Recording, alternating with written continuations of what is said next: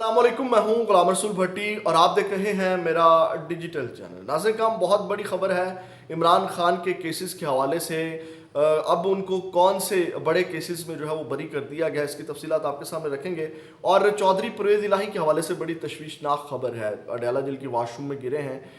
कितनी चोटें आई हैं इस हवाले से भी आपको अपडेट करेंगे। और इसके साथ साथ एक सीनियर सहाफ़ी 6 इल्ज़ामात उनके ऊपर लगाए गए और उन्होंने खुद अपने आप को सज़ा के लिए पेश कर दिया है।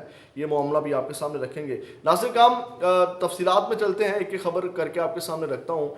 एक तो आपको पता है कि इमरान खान साहब की अब बड़ी कामयाबी जो है वो शुरू हो गई है। जो केसेस हैं उनमें उनको रिलीफ मिलना शुरू हो गया। इससे पहले आपको पता है कि इफ्तिखार चौधरी वाला जो हरजाने का केस था उसमें उनको बरी किया गया। अभी जो साइफर केस है उसमें इमरान खान साहब को जो है वो रिलीफ मिलने जा रहा है। अब किस तरह मिलने जा रहा है, किन केसेस में उनको बरी कर दिया गया, वो उसकी तफसीलात रखने से पहले मैं आपको साइफर केस की आज फिर समाअत चल रही है उस हवाले से थोड़ा सा अपडेट करना चाहूँगा कि उस केस में जो है वो उड़ा के रख दिया गया है।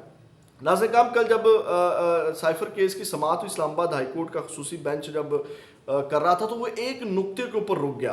अब वो नुक्ता कौन सा था, उन्होंने कहा कि वो कम्युनिकेशन कौन सी थी, क्या ट्रायल कोर्ट को वो दिखाई गई जो प्रोसिक्यूशन के मुताबिक पब्लिक हुई, ट्विस्ट की गई जिससे गैर मुल्की ताकतों ने रियासत पाकिस्तान को नुकसान पहुंचाया, जिसकी बिना पर सजा सुनाई गई।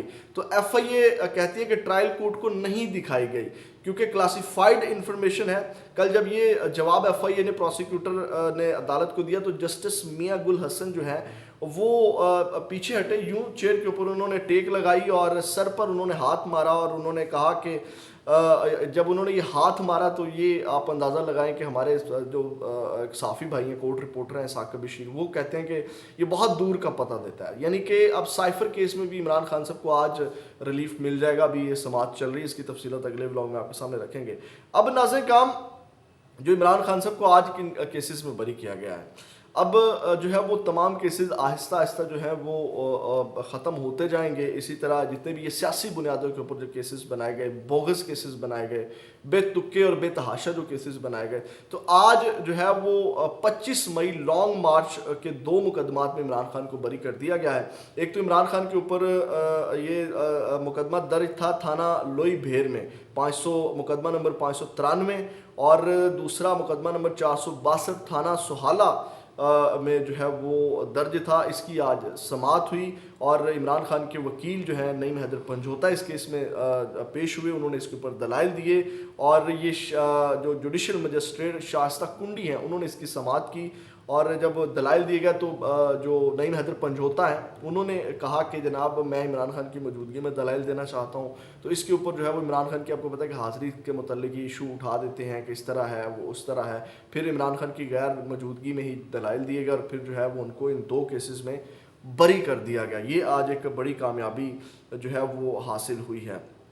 अब नाज़रीन काम सबसे पहले जो परवेज़ इलाही वाला मामला है वो सुन लीजिएगा।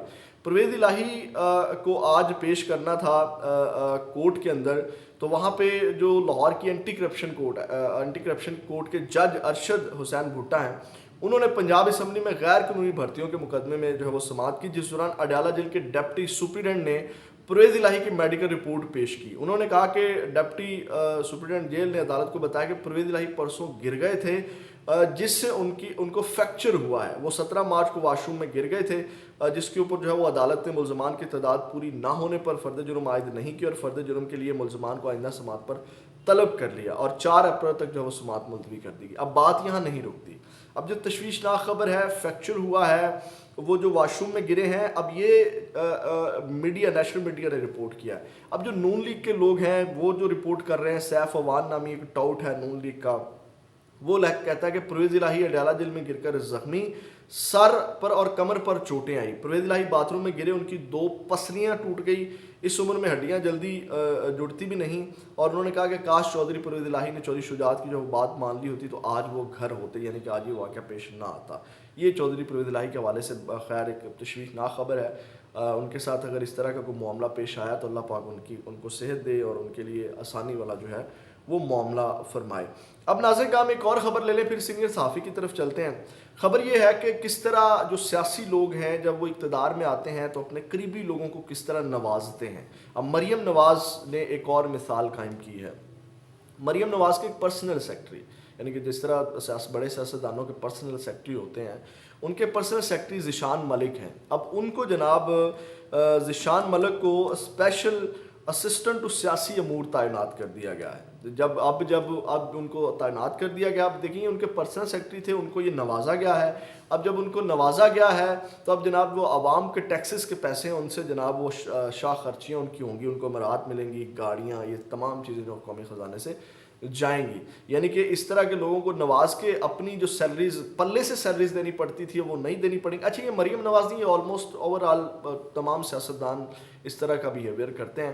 لیکن خیر مریم نواز وہ ہیں جو کہتی ہیں کہ جناب میں جو ہے وہ ریلیف دینے اور یہ کرنے آئی ہوں اور وہ کرنے آئی ہوں، اور یہ انہی کے ہی جو ہے وہ نقش قدم کے اوپر جو ہے وہ چل رہی ہیں. تو یہ آپ اندازہ لگائیں، آپ پلے سے تنخواہ نہیں دینی پڑے گی، کام بھی ان سے اپنا لیں گے اور جو ہے وہ پیسہ جو ہے وہ آپ کی جیب سے جائے گا. ناظرین کرام، اب آتے ہیں جو معاملہ ہے. یہ سینئر صحافی ہیں، بڑے بڑے چینلز کے اوپر یہ کام کر چکے ہیں. امیر عباس صاحب ہیں، ان کے اوپر جو ہے وہ نون لیگ کے ایک اکاؤنٹ نے جو ہے وہ الزامات لگائے، وہ یہ تھے. اس کے بعد جو ہے وہ انہوں نے اپنے آپ کو سزا کے لیے پیش کر دیا. وہ جو انہوں نے پھر اس کو ٹویٹ کیا وہ بھی میں آپ کے سامنے رکھتا ہوں.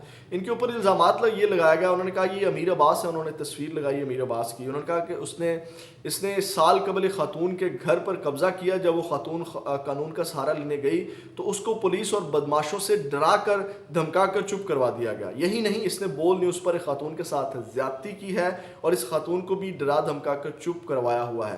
اس کے ساتھ کام کرنے والی خواتین اس کی ان حرکات کی وجہ سے بہت غیر محفوظ ہیں. اس کے علاوہ ایک شخص سے 1.5 کروڑ روپیہ ٹھگا اور آج کے دن تک اس کو اپنے میڈیا پرسن ہونے کی شے پر دھمکا کر خاموش کروایا ہوا ہے. یہ الزامات لگائے گئے آلموسٹ 6 کے قریب ہیں. اس کے اوپر جو ہے وہ آج یہ آلموسٹ 3-4 دن پہلے کا ٹویٹ ہے. تو آج انہوں نے ٹویٹ کیا. انہوں نے کہا کہ میں نے آج ایف آئی اے میں اس شخص کے خلاف باضابطہ ایف آئی آر کی درخواست دے دی ہے. عموماً درخواست الزام لگانے والے کے خلاف دی جاتی ہے، لیکن میں نے غیر معمولی طور پر صرف اس شخص کے خلاف ہی مقدمے کی درخواست نہیں کی، بلکہ اس کے لگائے گئے الزامات کے سلسلے میں خود کو بھی ریاست کے رحم و کرم پر چھوڑ دیا ہے. میں نے ریاست سے درخواست میں مطالبہ کیا ہے کہ اگر اس کے الزامات کی تحقیقات کرنا چاہیں تو میں نہ صرف سزا کے لیے حاضر ہوں بلکہ اپنے دفاع میں کوئی ڈھال بھی استعمال نہیں کروں گا. اس شخص نے مجھ پر 6 الزامات لگائے ہیں، میں اسے چیلنج کرتا ہوں. 6 تو بہت بڑی بات ہے، اگر یہ ایک الزام بھی ایف آئی اے میں ثابت کر گیا تو باقی 5 الزام میں بغیر ثبوت کے بما سزا تسلیم کر لوں گا.